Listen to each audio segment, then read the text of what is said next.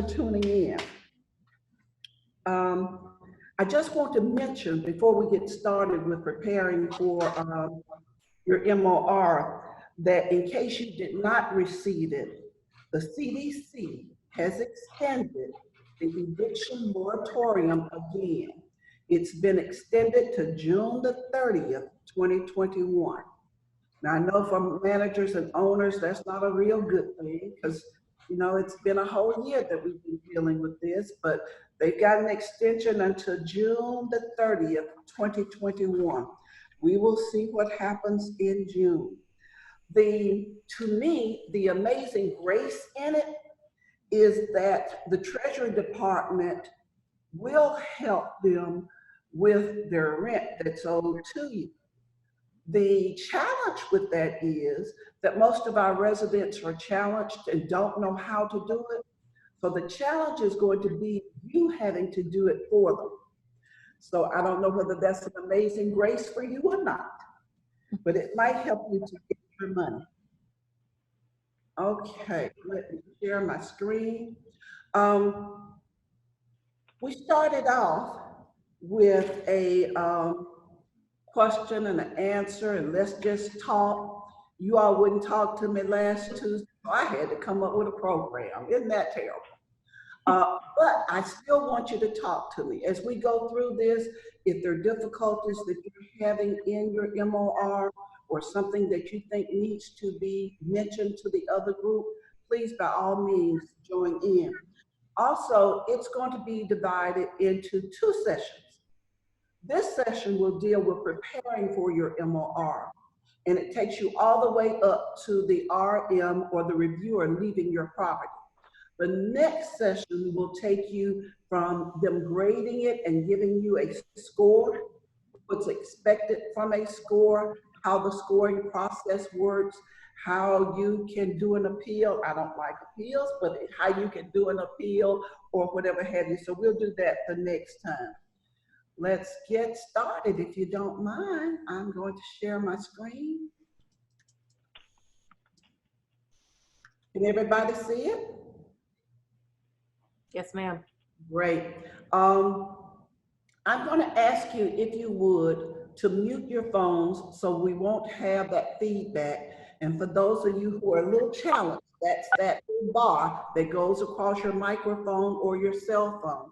Now, if you need to say something, you can unmute yourself and just say, Vickie, this is Sonia. Vickie, this is Ebony. Vickie, this is Teresa. And we'll stop and we'll go into your dialogue, okay? Preparing to ace your MOR, that's what everybody wants to do. Everybody wants to ace their MOR. And whether you know it or not, contract administrators want you to ace your MOR. The better you are on your MOR, the less work on our end, especially in terms of writing it up. And so we're going to pledge that everybody is going to have a great MOR. Everybody is going to make at least an above average on their MOR. Okay, so here we go. Want a successful MOR. In order to have a successful MOR, you have to have some preparation. You just can't go there the day of the MOR and the reviewer shows up and you ask them, well, what files do you want? They give you a list of files, you pull those files, you plop them down in front of them, and that's it. Nope, you won't have a successful MOR that way. In fact, you'll probably have an unset that way. What you have to do is you have to prepare. And it's like anything else. It's like a wedding, a birthday party. It's like coming to work, even though a lot of us are working from home now and we don't have to prepare as much. When we're on the Zoom calls and our meeting calls, we have to prepare from waist up, right? But waist down, don't look. But you have to prepare. So that's what this is going to be about. It's going to be about you preparing. Some of the key takeaways from today's session. Part of preparing is knowing what challenges you face.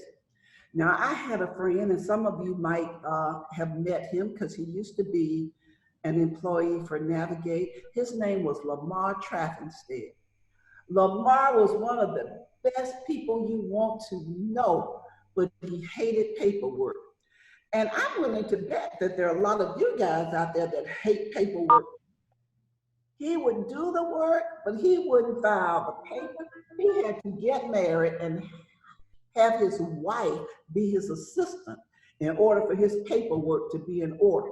Well, part of preparing is knowing the challenges you face and how to overcome them.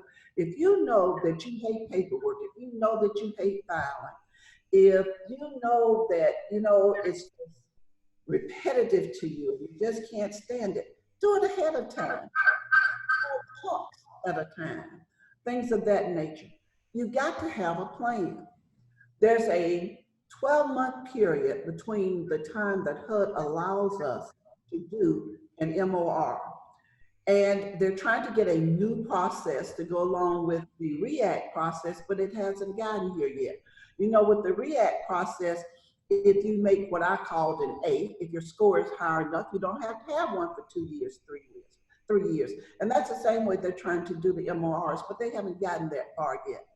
So prepare yourself and have a plan. There are 4 quarters in a year. So each one of those quarters, you can have a plan as to what you want to do to review your files. And the next thing is that you've got a handbook, right? What's our Bible called? The 4350.3. This is my handbook. Is it attractive? No, it's not. You see all these little pieces of paper, but you've got to have a handbook. You've got to know what needs to be in the file, what all that document contains, their signatures that you have to have, and it's the little bitty things. And you've got to go by your policies and procedures, which we'll talk about shortly. References. I have had more people tell me, well, show it to me in the 4350. Everything that you receive a finding for on an MOR does not appear in the 4350.3 handbook. These are the other books that govern this program. You have the 4350, of course, but you also have HUD notices. The last time the 4350 was printed was 2013. You know how many things have changed since 2013 and we're in 2021? So HUD, instead of redoing this book, they send out what's called HUD notices. You have to keep up with the HUD notices. I suggest every time one comes out, you get your binder and you put it in it. Are you going to remember what's in that binder? No, but you know where to go look if you need to find something. Then you have the multifamily listserv. The listserv comes out to remind you that HUD's come out with a notice. It's a reminder. It's a short version of what the notice is all about. If you're not subscribed to the HUD multifamily listserv notice, you need to. It's a valuable piece of information for you. And whenever HUD has a change or makes a change, they send your notice right to your inbox. You have the HUD Handbook 4350.1. Now, most managers on site don't deal a whole lot with the 4350.1, but most of the regionals do. That handbook tells you all about your contract renewals. It tells you about how you're to treat your residents, what you're to expect from your residents, what your residents are to expect from you. It tells you about the scoring mechanism for the MOR. Also, you have the 4381, you have the 24 CFR, and by all means, you have the fair housing laws. As you know, everything that we do in this industry involves fair housing. And especially since they have come up with retaliation, okay? The resident says, she just don't like me. She's retaliating against me because I called in a resident complaint. Retaliation is real and it will just take you in a tumble. So we also have the fair housing laws that govern the program. We also have our HAP and regulatory agreement. That's what you told HUD you would do and the contract that you signed with HUD when your program first started. And then we have the multifamily Q&As. Now they're kind of old, but a lot of information in them is still good. Not only do we have that, but we have some new Q&As that's helping to govern our program and helping us to weave our way through the COVID and the pandemic. And that's the COVID-19 Q&As. If you don't have a copy of those, you need a copy of those. They're out there on the website. So those are some of the programs and some of the books and things that help govern our program and where your findings are coming from. MOR readiness. You need to prepare your files. You always need to prepare your files. We come out, HUD has started MORs again. We come out, we're doing the physical, not like we used to. We're doing the files, and we're talking to some residents. Now, we were trying to avoid talking to residents because of the pandemic, but you guys still have to send them a letter to let them know that we will be there for the MOR. And for some reason, that brings them down to the office. It brings them down the stairs, or if it's a scattered dwelling, it brings them to your office because they have things they want to say, right? So we still let them say those things, but we try to be cautious about it in terms of the COVID. You also want to prepare your desk review items. Now, your desk review items are those items that the reviewer will review at the desk. Some people send them ahead of time. You need your tenant selection plan. You need your EID policies and procedures. You need your company's policies and procedures. And as most of you know, these documents can be this thick. So that's why some of you send them ahead of time so that the reviewer can read them. And we really appreciate that. You need to properly maintain your move-out files. As far as your files go, HUD doesn't have anything in the 4350 or any of those other references that I mentioned that tells you exactly how to keep a file. But what they do say is to have your files organized and auditable. Organized and auditable. And let me tell you what, Ebony, you have something? Yes, Jay Davis had a question about what documents do other adult family members sign? Okay, we will get to those in just a second. I got a list of documents and it tells you who has to sign them and when they have to sign them. We also have an unemployment question, but we'll get to that one later as well. Okay, make sure you keep them now. So let's talk about the organization. You know, if you have your files organized in some type of manner and they're all looking the same, the reviewer knows where to go in and to find things. When they're unorganized and there's a whole lot of papers that they have to flip through, they're going to see something that you might not want them to see. And then they're going to ask you something about it.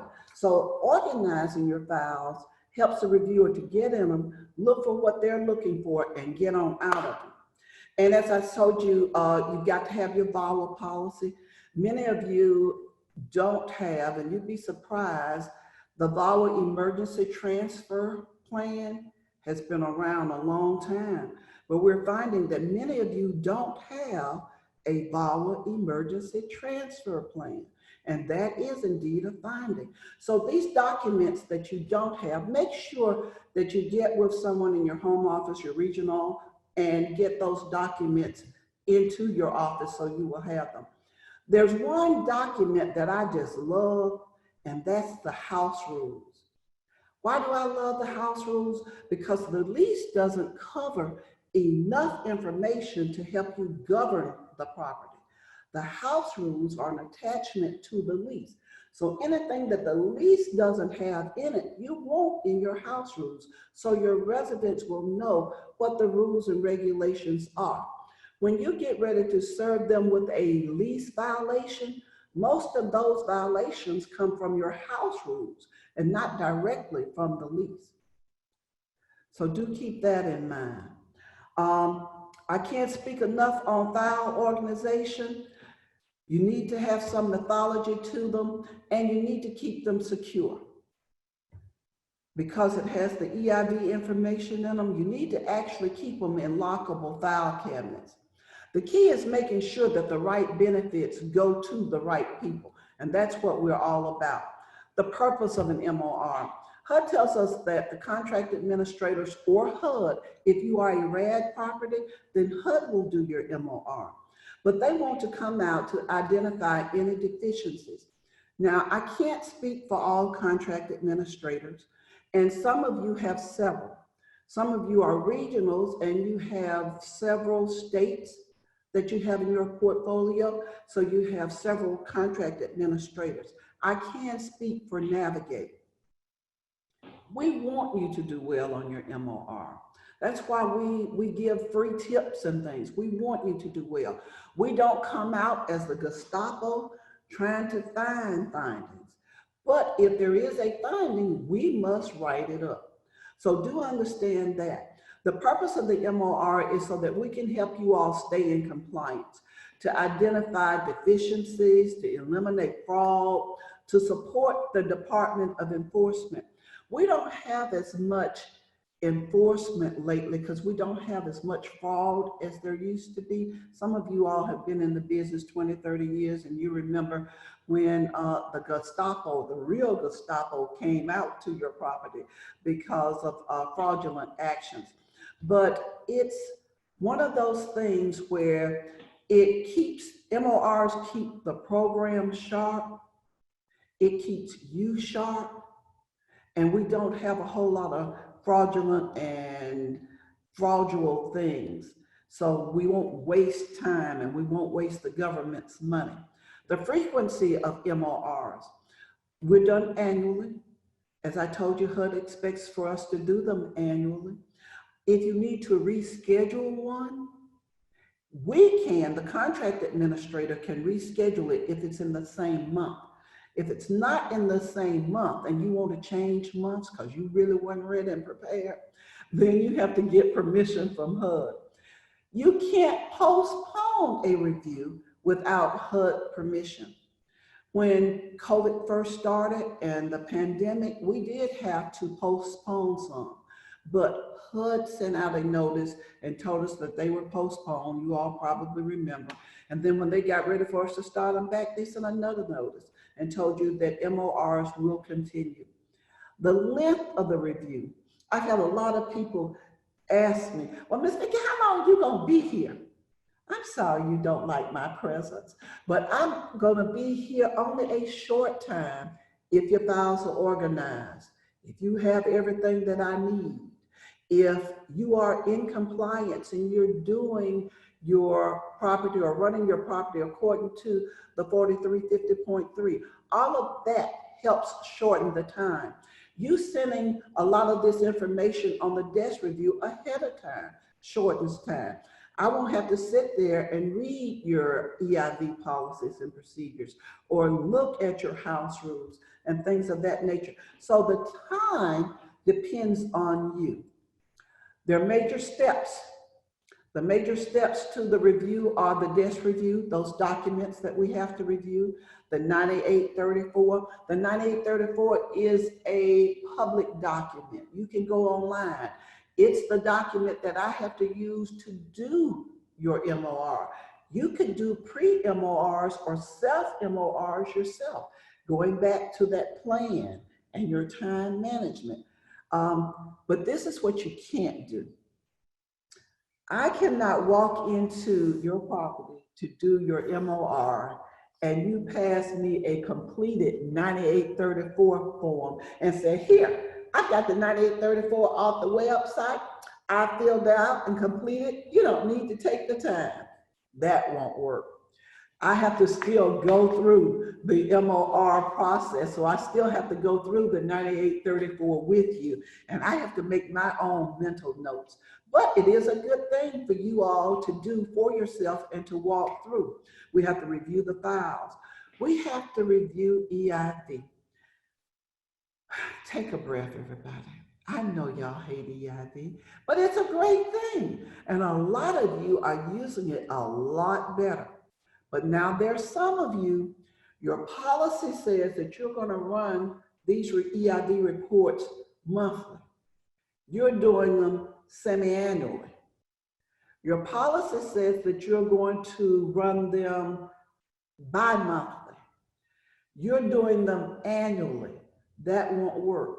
A lot of the largest findings that I find that managers get, it's when you say, or your company says that you're going to be doing a procedure this way, but you really do it that way. You're not following your own policies and procedures. That's a real big find. And then, of course, there's always resident concerns. And let me just speak briefly about them. Our job, part of the contract that we signed with HUD was that we would listen to the resident concerns, and we call them resident complaints. Well, do they complain often? Sure. Are some of them legitimate? Sure. Are some of them bogus? Sure. But we still have to listen to them, and we still have to call you to tell you that we have received a resident complaint on your property. So I was just training a new resident complaint specialist. Don't be upset when we call and say we're calling about Ms. Johnson in unit 225. You go, her again. Okay, Ms. Johnson might need medication as you tell us, but to Ms. Johnson, her concerns are real. Sometimes they just really want somebody to listen. Sometimes action needs to be taken. So that's all I'm going to say about resident concerns. Know that we do have to call you, and know that we know that sometimes they're not as important as a resident might think, but we still have to do it. And sometimes they're more important than you think, okay? Good old resident complaints, our residents that love to tell on us, right? Review of documents. We're going to review your tenant selection plan, your application and attachments. If you have an old application and you have not updated it, there's certain information that your application has to have. There's certain things that we're looking for. Yes, we're looking for the name. We're looking for a communication, telephone number, address, email. We're looking to make sure that they're signed. But we're also looking to make sure that you, on your application, have asked the applicant to list all states where the applicant or any household member has lived. For the sex offenders, okay? We're also looking to make sure that you let them know that each person in the household has to have a social security number. And there are 2 exemptions. And those 2 exemptions, HUD says, should be in your application. So if your application is not up to date, you need to get it up to date. There are attachments to the application. And the attachment to the application is a 92006. We're looking to see that it is there. Some residents don't want to complete it. That's fine. HUD has a little box that you can check that says the resident refused to complete, but it needs to be there. Now, sometimes we're out on MORs and we hear, oh, that's in the tax credit file. Well, we didn't come out there to look at the tax credit files, guys. We came out there to look at the HUD file. So whatever you know HUD is requiring you to have in the HUD file. We have people who make appeals, and they send in the appeals and they said, well, we appealed this because we got a finding. And it was there, but it was in the tax credit file. As far as we're concerned, if it was in the tax credit file, it was not there, because we can't look in the tax credit files, okay? You've got your lease and you've got your lease addendums. The house rules are an addendum that are in the 4350.3 to the lease. They should also be in the residence file.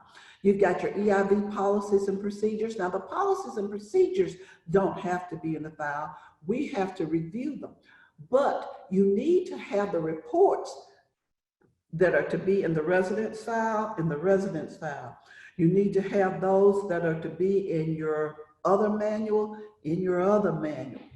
And you need to have your VAWA policies. You need to know when you're to send the 5380 and the 5382. You know, you give it to them at move-in. What are the other times you give it to them? What about it with a termination notice? What about with a rejection notice? All of these things we are looking for and we review. Again, I can't say enough about those of you who have not started or who have not written an emergency transfer plan for VAWA. You do need it. You also need your rejection letter. We're looking to see why you rejected an applicant, trying to make sure that you did based on HUD's rules and regulations and based on your company's rules and regulations. There's certain verbiage that needs to be in that rejection letter. So we're looking for it. And then of course you have your affirmative fair housing marketing plan. We're looking to see if you're marketing to the people least likely to apply when you're marketing and if you have evidence of the marketing. We start off with an addendum A. And we look at when the tenant moved in, we look at the move out data, we look at the move in and the current cert, or sometimes we look if we have an IR to see why an IR was performed. We might look at it, but it might not be a part of the files that we write up, but we want to make sure that an IR was done for the proper reason. And you have your, of course, your rejected application. Residence files are reviewed for the following: the application. The application must be signed and dated by the applicant, okay? This is, Ebony had the question about the adults. The application should be signed by all adults, but it definitely has to be signed by the head of household, who's ever claiming to be the head of household. It has to be date and time stamped, or you can write in the date and the time that the application was received. If you don't have a time stamp and you write it in, we're looking for the initials of the person who took the application.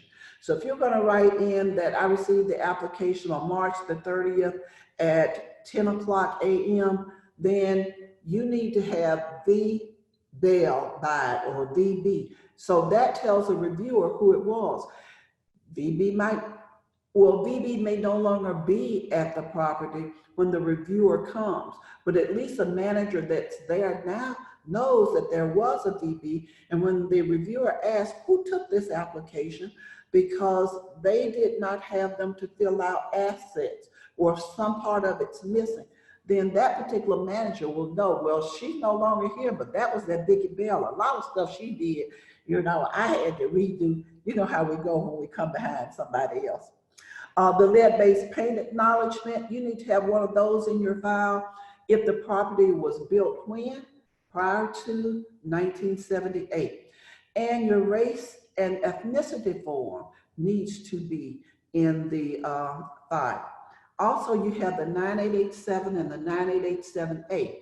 Now, whoever asked a question about what forms should adults sign, this is one of the forms that if you're 18 years of age and older, you need to have everyone in the household who's 18 years of age and older sign. They need to sign the 9887 and they need to sign the 9887A. The 9887 has about 8 lines, so most households can just sign the 9887. But the 9887A asks you to print the name of the person who's signing, to print the name of the management company and the manager, and for you both to sign and date it. So if you have 5 people in your household who are over the age of 18, you're not going to get 5 signatures on the 9887A.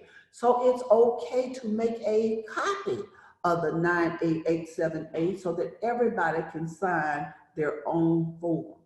That is permissible. Also, I want to tell you, I don't know whether it's going to come up a little later or not, but that form has to be completed across the top. And those of you who've taken any training or classes from me know that's my pet peeve. We forget to fill it out across the top. The first block is for the management company. The second block is for HUD. And the third block is for the contract administrator or whomever will do your review, even if it is HUD. But the first line on that form tells the resident not to sign the form if those 3 blocks are not completed. And if they don't sign the form, they can't participate in the program. So it takes on a domino effect. So make sure that those 3 blocks are completed. The EIV and U brochure you have to give as an attachment. Now, I've been asked the question, do I have to put a copy of all of these attachments in my file? It makes my file so thick because they have to have this at move-in and at each AR. The answer is no, not if you have a document that they sign off on saying that they have received the attachment. The next question I'm always asked, is the borrower form required to be a part of the attachment lease? The answer is no. However, most good management companies, most thorough management companies just add the borrower form onto that document so that we will know that they gave it out at move-in. That form does not have to be given at each AR. Only at move-in, when they move in. If you're going to evict them and terminate them, they have to have the form, okay? So make sure that you do your acknowledgement form if you don't want a copy of all of the acknowledgements in your file. The next thing is the HUD fact sheet. That could also go on that acknowledgement form, but we have to see that you gave it at move-in and each AR.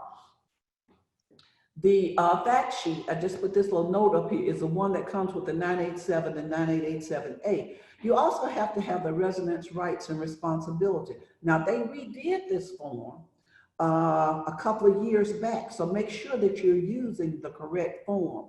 And you have to have your resident screening in your file.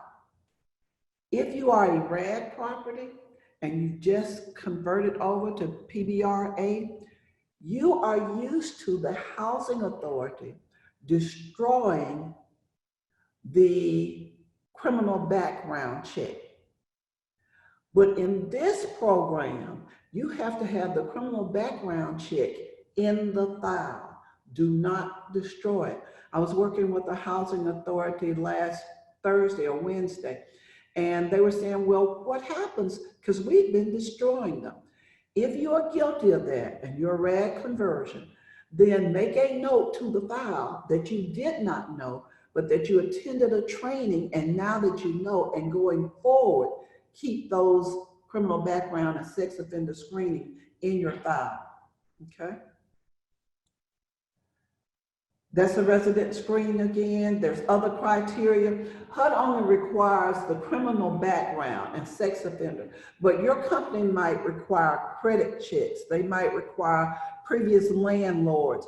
If they do, and that's listed in your tenant selection plan, we're going to be looking for it. If we don't see it in the files, it's going to be what?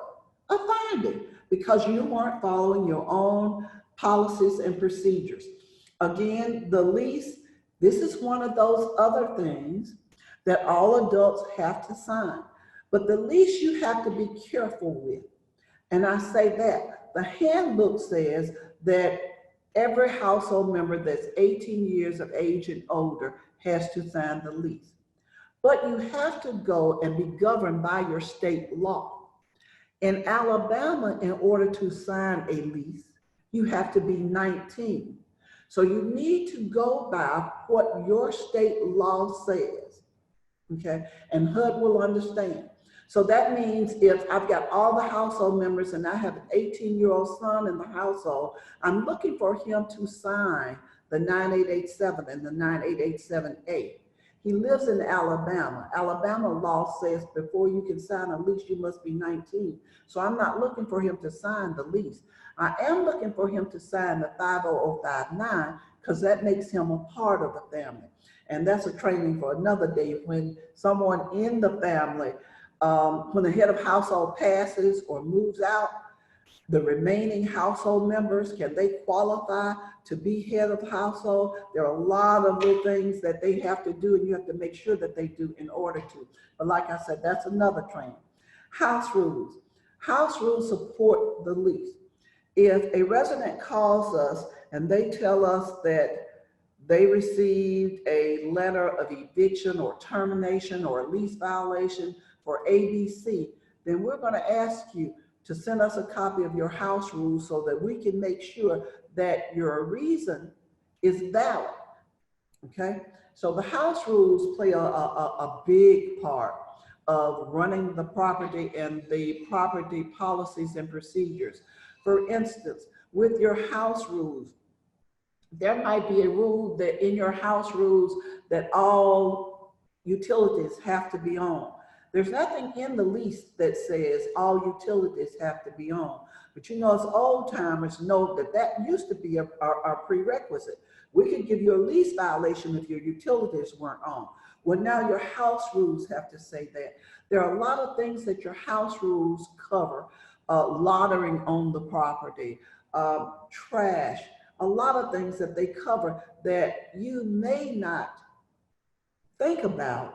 And if you get ready to enforce them, you don't have anything to stand behind you to enforce because they definitely weren't in the lease.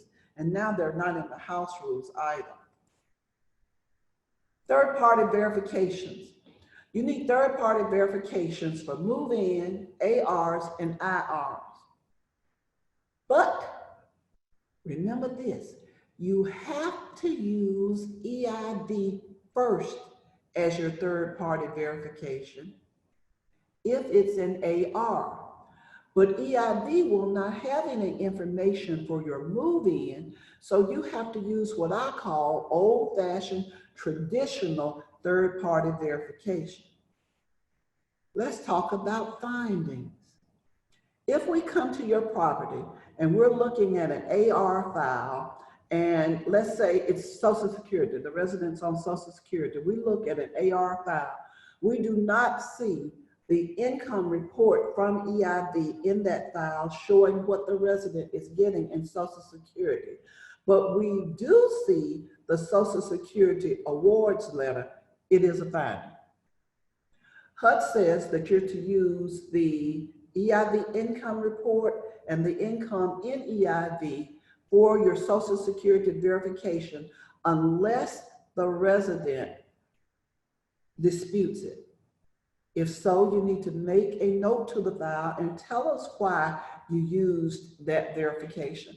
But so many of you just use the verification and don't have anything about EID in the file, and definitely not the EID income report, and it amounts to a fine.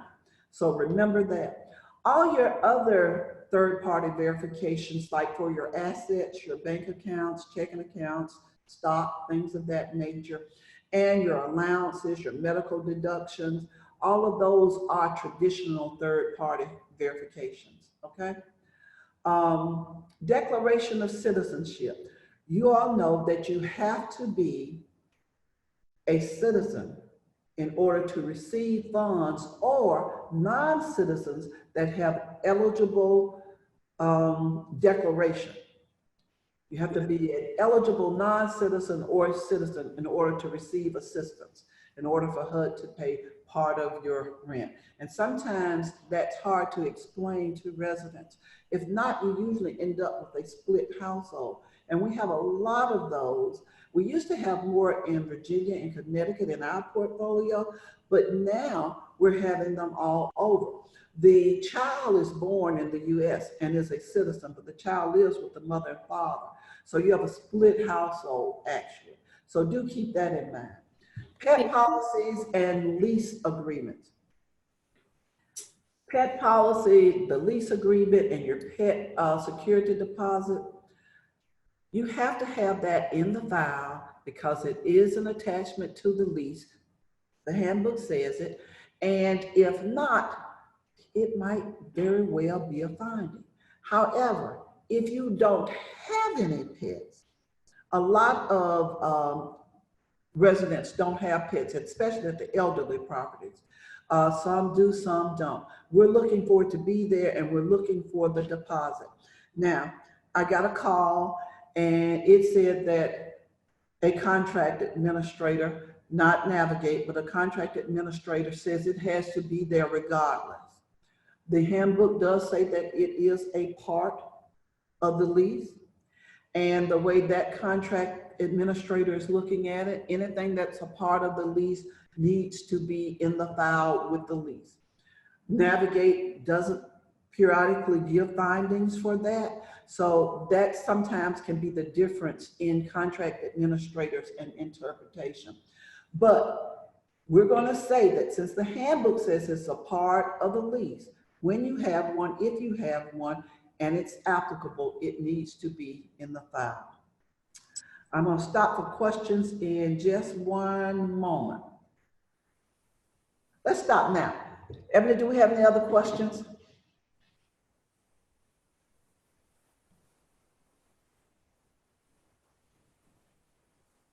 I have one. She's looking. Hey, it's Deanna. Good morning. Hey, Vickie, I'm sorry. I'm on the phone trying to help somebody get into the meeting. We did have somebody raise their hand. No, I just thought I would take the question that you had about the adults and see if you had any more before we got Okay. Okay. There are several questions. So the first one was, if a full-time student gets unemployment benefits, do you still count only the $480? If they're a full-time student or the dependent, you still only count the $480. It is income, but it's like any other income that that student would receive. The next one. What documents, and I think you already answered this, do other adult family members sign? Okay. And so far, the documents that we have talked about has been the application, the 5-9, and the lease. And we're going to be careful about the lease because we want to make sure that that adult is indeed able to sign a lease in that state. Hello. Mm-hmm. My name is Brianna Jones, and I was just coming to inquire about, Somebody needs to cut their mic off. When I get to your name, I'm gonna send you a letter. Thank you, ma'am. Okay. Okay. Let's see. Send you a letter. Okay. Does each household member over 18 have to sign a separate VAWA form? Does each household member over 18 have to sign a separate VAWA form? I would say yes. I have not read that. It goes to the head of household, but since VAWA covers the household, it not only just covers the head of the household, but it covers children in the household. It covers everyone in the household. I would say yes. I would have all adult members sign the VAWA agreement so that they will not say, well, I was unaware. My mama was actually beating me. My son would probably want to sign one of those, but I would say yes. Okay. Alicia asked, who in the household is required to sign the house rules? Who in the household is required to sign the house rules? Since the house rules are attached, if you have a signature on the house rules, some house rules don't have signatures. Every company doesn't have a signature. But if your company has a signature line for your house rules, whoever signs the lease needs to sign the house rules. Okay. So if you have the EIV, you don't need an award letter? If the resident is on Social Security, the handbook says you can use the EIV income report that reports that resident's Social Security as your third party of verification, unless the resident disputes the amount that is in EIV. And as many of you know, if you use an awards letter and it has cents on it, you have to count the cents. EIV never has since. So you're going to use an awards letter for move-in because you're not going to have any information on that resident in EIV. Okay, the first information you'll have, HUD says, is to run a 90-day income report after the resident moves in. So anywhere between 60 and 90 days will be your first time having information from EIV. So you must use the awards letter at move-in. But for your AR, they're saying that you're to use the EIV information in the income report unless the resident disputes it.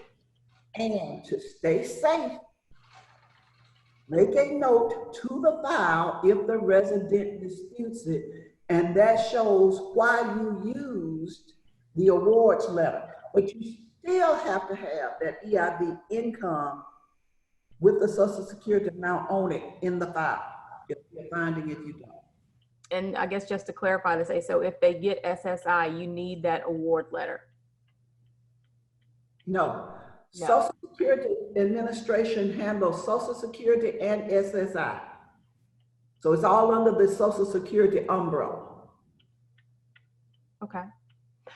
Does that clear that question up? It says iPhone. I don't know who it is, but does that clear that question up for you, iPhone?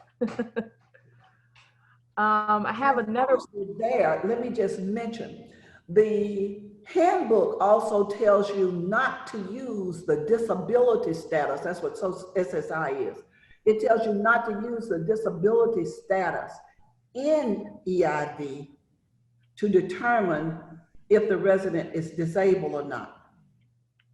So remember that.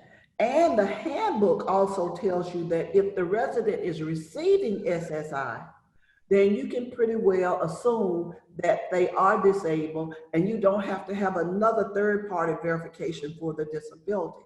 However, if they're receiving disability from VA, you need to send a third-party document to a person who's able to verify that this person has a disability, because the disability definition under VA is a little different than it is under Social Security. HUD uses Social Security's definition of disability and not VA's.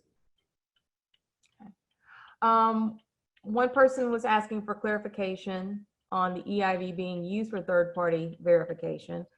Says, so you can use the EIV income report to verify wages and use that as the income opposed to obtaining third-party or pay stubs. That's why we have to have trainings, because I don't remember ever saying that. I did not say that in this training. That is false. That is false. You have to have the EIV income report supported by however many paycheck stubs your company says that they're going to use. Your company says that they're going to use 6 paycheck stubs.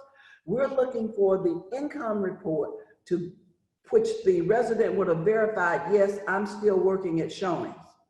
And we need 6 paycheck stubs consecutive, you're not in a row, consecutive paycheck stubs from Shoney's.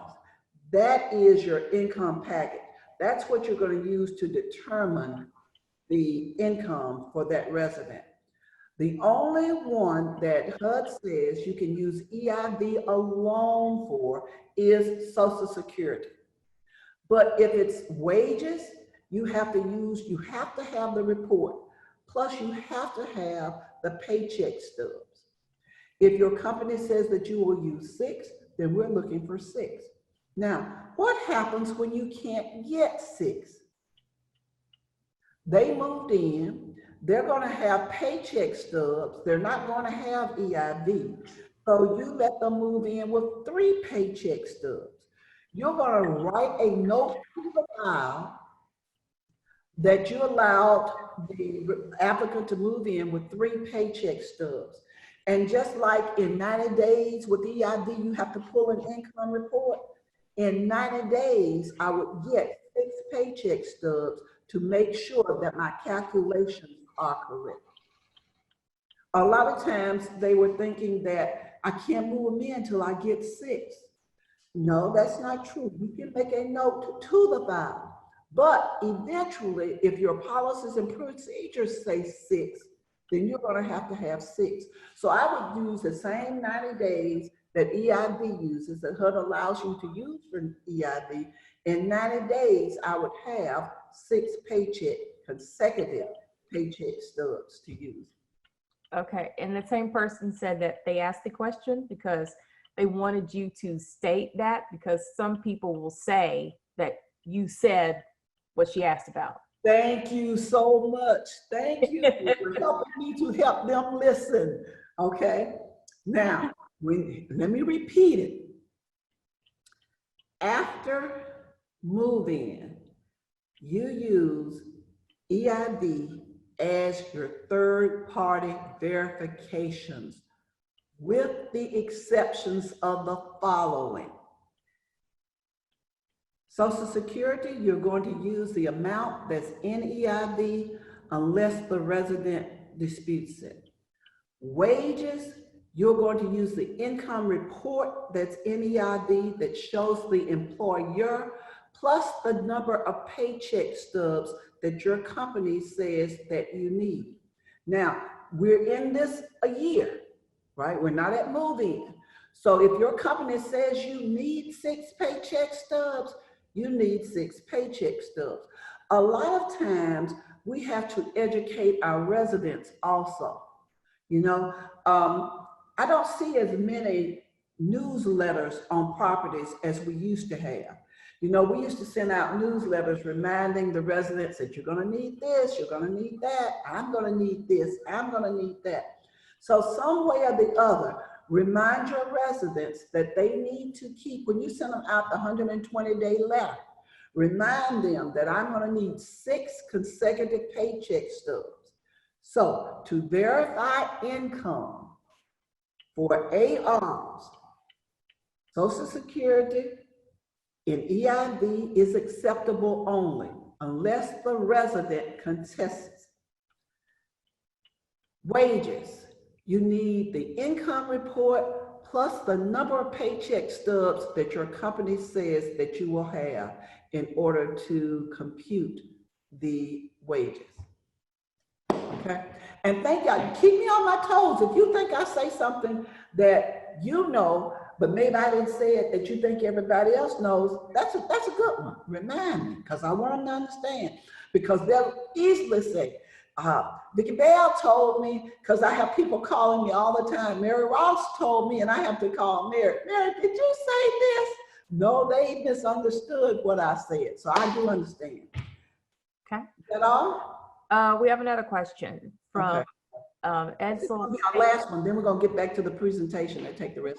Okay, we have a couple. Oh, Yeah, let's see. What if the EIV income for Social Security and the current letter don't match? EIV is less? if EIV and the current income don't match, that should be a reason for your resident to say something's wrong here. Okay. So if the resident disputes the amount that their letter has and the amount that EIV has and say that they don't match, then that's when you can make a note to the file and use whichever one the resident say he or she receives. Okay, good question. And next one. I had a finding from my review last month because the EIV showed one of my tenants had no income, but I had a Social Security letter showing the tenant did get Social Security. Why would that be a finding? Okay, I hope it wasn't a Navigate review. But anyway, I think that all of that, I really want to ask that person, text them back and ask them if it was a Navigate. They say yes, it was. Oh my goodness. And the finding was because EIV showed 0 income and the person's receiving Social Security. Wait, I think am I on the phone with you right now? I was on the phone with somebody. Okay. Do you want to ask your question? She can hear you through the phone.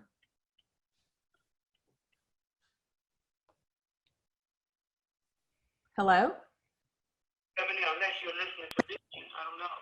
Well, no. Did you hear her, Vickie? No, I did not. Ask her, she'll repeat the question. Can you repeat the Hello? question? No, I didn't have a question. I was just actually on hold and somebody came in, and that's probably why you heard my voice. Oh, okay. So it's not you asking the question right now. Okay, that's fine. Okay. So repeat the question as you have it, Ebony, because there are 2 or 3 reasons why that might happen. Okay. I had a finding for my review last month because the EIV showed one of my tenants had no income, but I had a social security letter showing the tenant did get social security. Why would that be a finding? Oh, and she says to unmute me. Okay, let's see.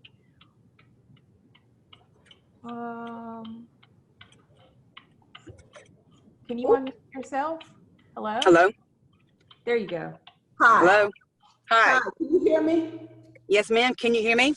I can hear you. You had a Okay. finding because EIV showed no social security and your resident had a social security letter. Yes, ma'am. It Okay. showed on their income discrepancy. That was my finding. But the problem is the EIV shows she didn't receive Social Security, but I put in the file that she did, and it was a finding. I'm not understanding why it was a finding when the EIV was wrong. Okay, it could be one of 2 things. EIV does not show all income. It could be that your resident is receiving Social Security on somebody else's Social Security number. Is he or is she? When she moved in, she was receiving, going by her letter, she's receiving. At some point, her husband moved in with her, but her letter still has her name on it.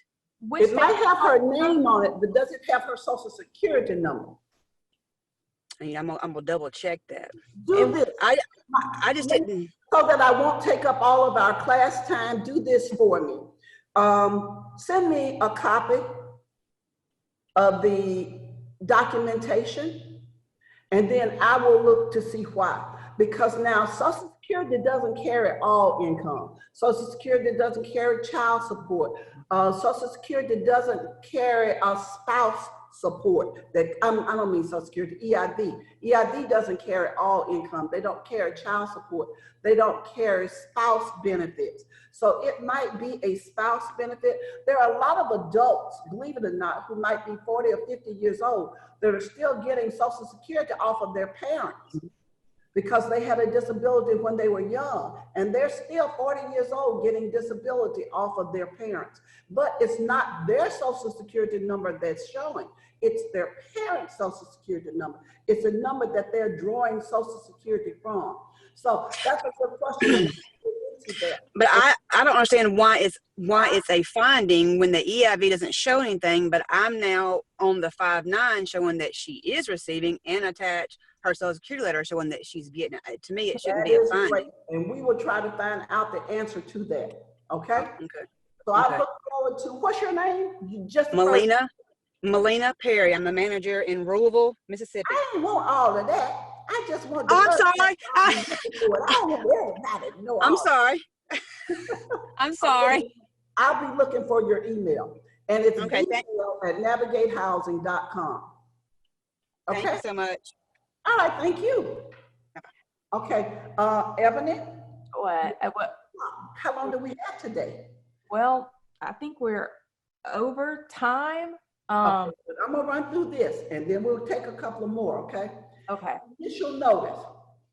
The initial notice should be signed and dated by the resident and management. What we're finding there is the initial notice is in the file, but management fails to sign it. Now, we have them in the file also with management's name typed at the bottom. I've never known that to be a signature. So go ahead and sign it. Okay, if you want your resident to sign it, you sign it too. The 30-day letter of rent increase. Make sure that if the resident is receiving a rental increase due to IR, AR, gross rent, whatever have you, that you give them a full 30 days before it becomes effective. Okay. The addendums to the lease are the borrower addendum, and of course they have to change it. And I have this highlighted. The 202 lease addendums are those other addendums that are listed in the handbook. And those addendums are listed in the handbook. Unit inspections. HUD says that you're to inspect the units at least annually. You have to inspect them at move-in and you have to inspect them at move-out. This information must include the statement the unit is in decent, safe, and sanitary condition. Has to be on the form. It has to be in on the move-in form. It doesn't necessarily have to be on the annual form, but you know me, I would just put it on the annual form. I believe in too much than not enough, but it does have to, the handbook says it must be included on the move-in inspection form. Also, one of the things I want to tell you about the move-in inspection form is it has to be signed by both parties. Not everybody in the house who's 18 years of age and older, by the head of household and by management. It also, the move out form needs to be signed by management. Sometimes the residents leave in the middle of the night because they see better at night than they do in the daytime. And when you go to get them to sign it, they're already gone. Truck's been there, backed up, units empty. So you might not have them to sign the move out, but management has to sign the move out. The first reminder, second reminder, and third reminders. The first reminder goes out 120 days. That's when I would start pulling my EIB information. The second reminder goes out 90 days. The third reminder goes out 60 days. If you send the first reminder 120 days and they come into the office, you don't have to send a second and a third reminder. However, a first reminder notice has to be in the file. If a first reminder notice is not in the file, it is a fine. The second and the third don't have to be in the file. If they are, fine, if it took you that long to get them in. But if you've got a first reminder and you have a third reminder and no second reminder, it's going to be a fine because it looks like you overlooked the second reminder. So it has to be in the file. And of course, the 5-9 must be signed. Because you all don't send in the 5-9s to Deanna and her department like you used to years ago, and everything is so electronic, they're taking your word for it that that 5-9 has been signed. But when we get out on property, the 5-9 is not signed by management or the resident. The 5-9s have to be signed, guys, because that's their proof that whatever is written on that 5-9 is true. Okay. The 92006, we talked about that supplement. It has to be attached to the application. The VAWA addendum we talked about, that's the lease VAWA addendum. It has to be attached to the lease. The EID report documentation, according to what you or what your company says, how often you're going to run those reports, they have to be in there. And if you have a repayment agreement, the repayment agreement needs to be in the file. The only thing that you don't put in a file would be if you had a VAWA situation. And let's say that you had to get everybody involved, the police, the community action group, whomever, or the resident came in and they filled out a victim's report. The VAWA's victim report does not have to be in the file, in the immediate tenant resident file. It has to be in another file. And that's to keep the resident safe. We talked about the EID and U brochure acknowledgement. We talked about third party for the things that you need third party for. You need third party for your social security numbers. All household members have to have a social security number. If they're on your waiting list and you're getting ready to move someone in, if they have a child that's 6 and under, you can still move them in, but they're going to have to produce that social security number within 90 days, or you'll have to move them back out. Someone called and asked, well, if they're not ready and they don't have the social security information, Can I go to the next person?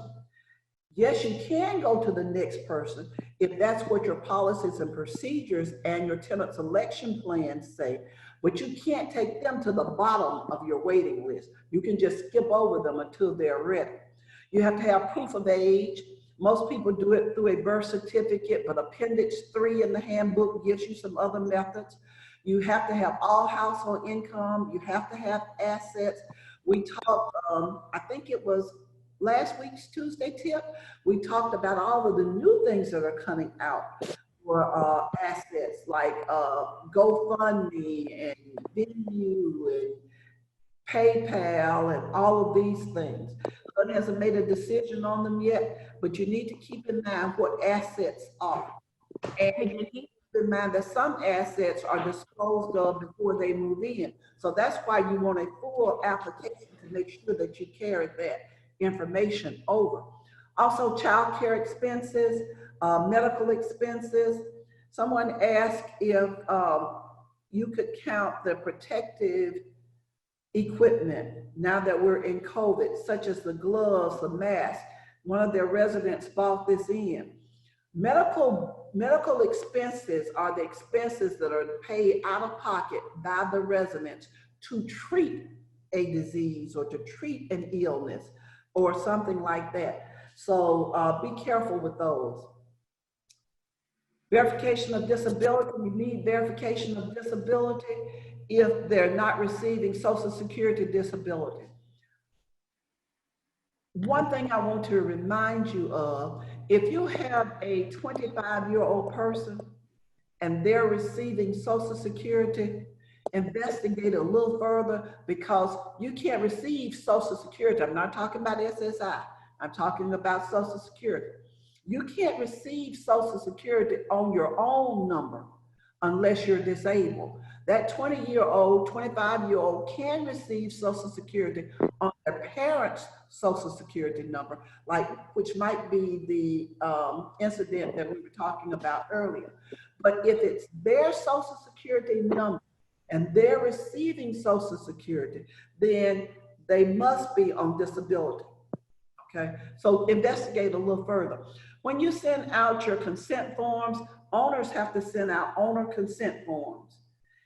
They're not the 9887 and the 98878. They are consent forms, but they're consent forms for government entities to cross-reference information with other government entities. They're not to send to mama and papa daycare. That's not what the 9887 does.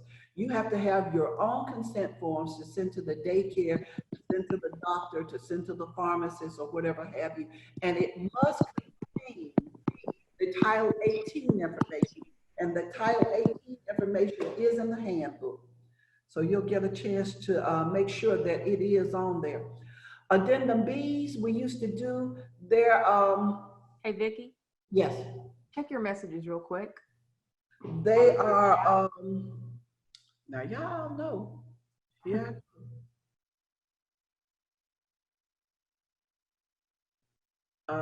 Messages.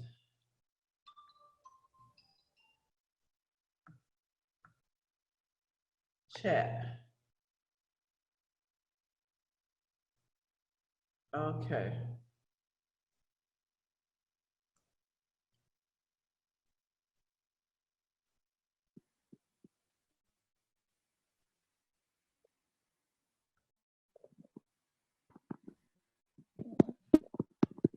Okay.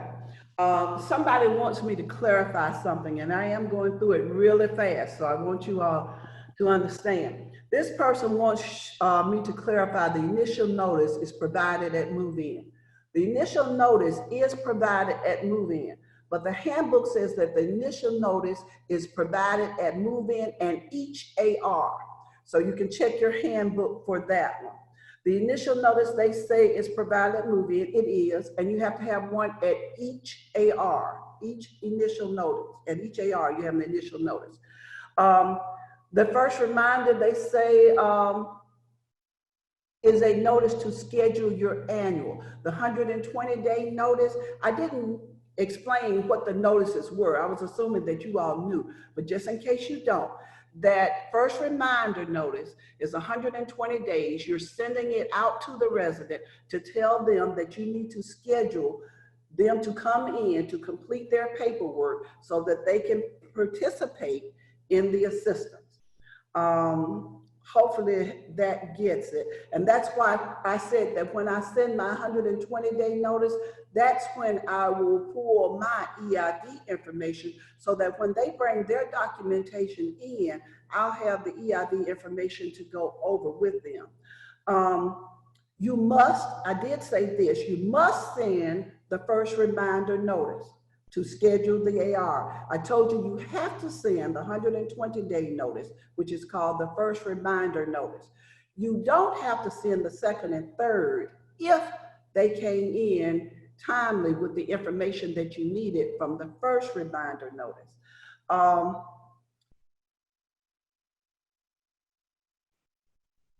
Okay, let me see what else they were talking about on the notice. If you come in scheduled, no additional notice are required. Did you all understand me to say that if you sent the first notice, it has to be in the file?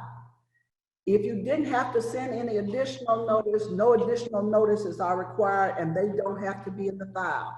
But I gave you the example that if you send a first reminder notice and a third reminder notice and they're in the file has to have the second reminder notice. They want me to talk about disabled adults. Please pay close attention to disabled adult household members, disabled individuals that are not here in the house.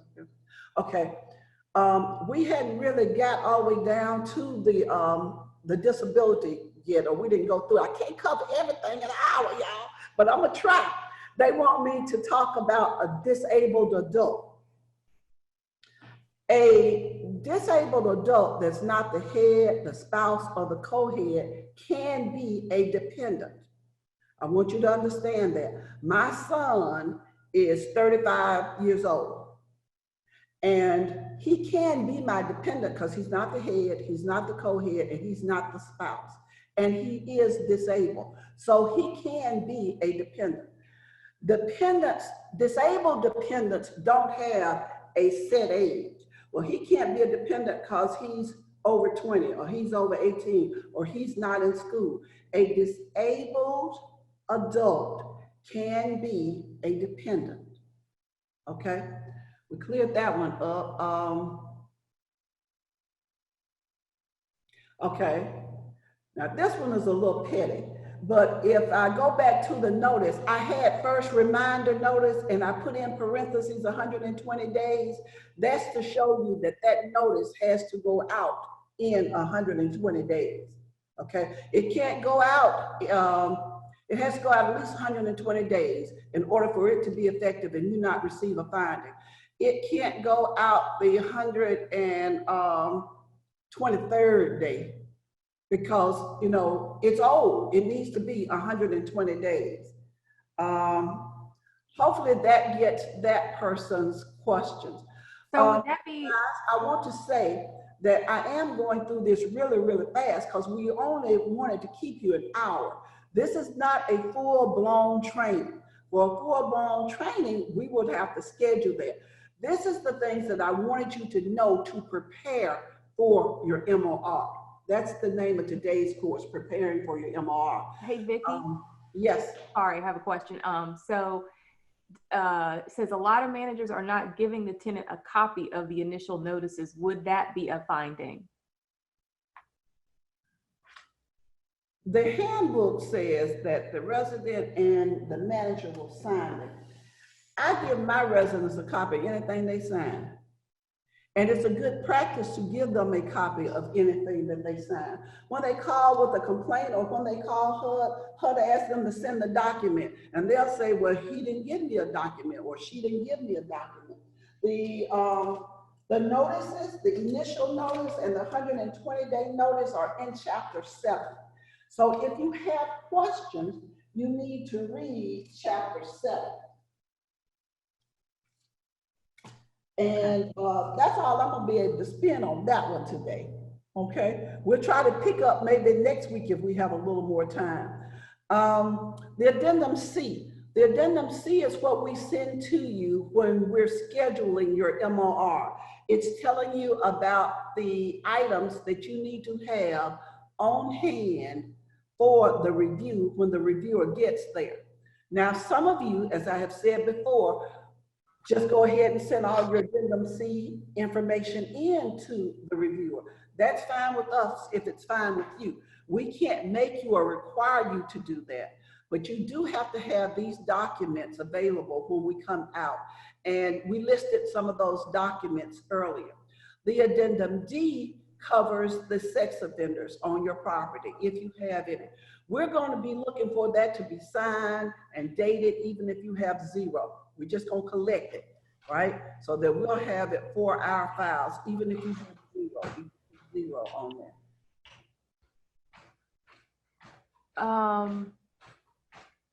While I have you, Hold 1 second while you got me. Let me finish this right quick. Resident interviews, as I say, we used to do resident interviews. We don't do them as much now, but now that you have to still send the residents a letter to let them know that you're having an MOR and that we're going to be there. Some of them will come down to the office and want to talk anyway. If it's safe, we'll talk. If not, we won't. I want you to know about the move-out files. Make sure that you have a unit inspection form in there. Make sure you have a move-out 50059. Some of you have notice from the tenants and some of you don't. Some of you, like I said, the tenants move out in the middle of the night and you didn't know that they were gone. If you have a notice, we're expecting for that notice to be in there. You must, as manager, have an itemized list of damages and charges that are assessed to the tenant, if applicable. And then the security deposit disposition form. You need a copy of the refund check so that we can make sure you refunded it, or a number that we can go by. And you have to return it by some state laws with less than 30 days. Some give you 45 days, but we have a 30-day return or whatever is required by state or local law. Okay, it might not be 30 in your state, it might be less than, it might be more than. The rejected application. We're looking for the reason of denial. We're looking to make sure you gave them 14 days right to appeal.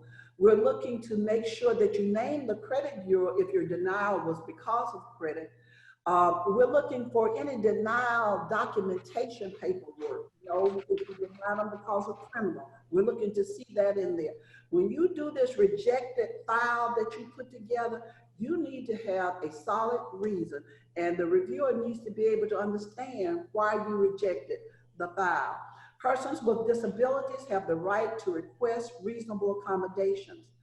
Also, you might want to consider limited English proficiency, LEP. If you have a person that does not speak English and you reject them, you need to get an interpreter or someone who can help them go through that letter. HUD also puts the letters in several languages that you can send it to them in. Make sure the appeal reviewer is someone other than the person who made the decision to deny the applicant. Inspections. I've got 2 more, and then we'll take questions. Inspections, you know, we follow up on REACT, but now that we have COVID, we're not able to walk through all of the units that we used to walk through. So our new thing is that we ask you for the phone numbers of the residents that had maybe a REACT deficiency. And we call that resident to ask if management has cured that deficiency. That's the way we're doing it now. But we still look at curb appeal. We still look at your garbage cans overflowing if they are. We still look at the outsides of your building. We still do that physical part. We just don't go inside of the units. Sometimes I've had our people to tell me that I really didn't want to go in, but that resident just insisted. For our safety and for theirs, we're trying to stay out of the units. General appearance, like I say, we still look at the property's exterior and the common grounds, the landscape, the parking lots. You know, even though we're in a COVID, there's no reason someone should bust an axle when they're coming in to visit a resident at your property, or when the resident's going out to the grocery store. So we still look at the grounds, the parking lot, the landscaping, the garbage cans, the stairwells, graffiti, and things like that. Now, this is important. We're mandated by HUD to do an exit interview with you. The purpose of the exit interview, it gives us the opportunity to discuss any review findings and make comments or suggestions to the owner agents. It's the opportunity for the owner agent to clarify anything that the reviewer might have misunderstood. Okay. The other thing is that it's the opportunity for the owner and agent to cure or resolve any findings that they can while we're there. If, like I say, that document was in the tax credit file and you know that it's in the tax credit file, and you go to the tax credit file and you get it before we leave there and you put it in the HUD file, most of the time, the reviewer won't write that up. And like I say, when I say most of the time, I'm talking about most contract administrators. However, I cannot speak for every contract administrator. I can only speak for Navigate. And if you have that documentation to prove that it's there before we leave property, we don't write it up. Now, I don't know, I can't tell you that it's mandatory that they not write it up, because I don't know what other contract administrators do. Did you understand that? I need a nod of the head. So everybody I'm looking at, I can't make policy for them. I can only tell you about Navigate and what Navigate's policy is. Hence the note at the bottom of the page, this may not be the case with all contract administrators. But we usually, the exit interview is very important. When I get an appeal letter because somebody got a score that they did not like, my first question is, did the reviewer give you the opportunity to have an exit interview and find these documents before they left? Sometimes they say yes. I've had one owner agent tell me, well, I didn't have time to go through the exit interview because I had to go get my child from daycare. Whatever, that's fine. But I want you to know that you are due, according to HUD, an exit interview so we can go over the things that were found so they won't come as a surprise to you. Now, do we have other things that we have? Because we might have to review some of those thick documents like your tenant selection plan or your house rules or your borrower policy. We might have to review those when you give them to us at the property. We might have to take those with us to review. So those items will not show up on the exit interview. But everything that deals basically with the files should show up on the exit interview. Okay? All right, questions, discussions? I have a question here from L. Mills, going back to something earlier. If our company requires 4 check stubs and resident is paid twice per month, that makes 2 months to get necessary income info. I see that as a loss. So shouldn't we try to get written verification? Well, Ms. Mills, HUD says that you will use the EIV policy and guidelines. And if your EIV policy says that you're to, then I guess you would have to, but are you going to receive a finding? Yes, you are. You know, I was telling you about the 120-day letter going out. I was telling you that you remember me talking about we don't have newsletters anymore, but somehow when you send that 120-day letter out, let your resident know that you're going to use those 2 months of checks. Okay, so the resident should be prepared and you should be prepared also. Okay. Have a question unrelated to today's content, Oh, but a really? question nonetheless. This is from Tiffany. I went to high school with her. Hi, Kia. You met her at one of our conferences. Thing in Georgia, okay. What's her question? She says she has a question about admissions to the HCV program when an applicant owns the property. So Tiffany, Vickie. Okay, Tiff, now for you that don't know and probably wondering what Tiffany's talking about, Tiffany works at a housing authority. Okay. And when we were under the Jeffco Housing Authority head, and even when I leased property, my personal property, the owner cannot collect rent under the voucher program. Is that what you're saying, Tiffany? Give me a nod if that's what you mean. Well, actually, I was asking about applicants that we pull off of our HCD waiting list. If that applicant owns property themselves and they want to apply for housing assistance. Okay. If they qualify, that's something that I would have to check with public housing on. Okay. If they qualify, and if there are any other public housing people on here, let me know.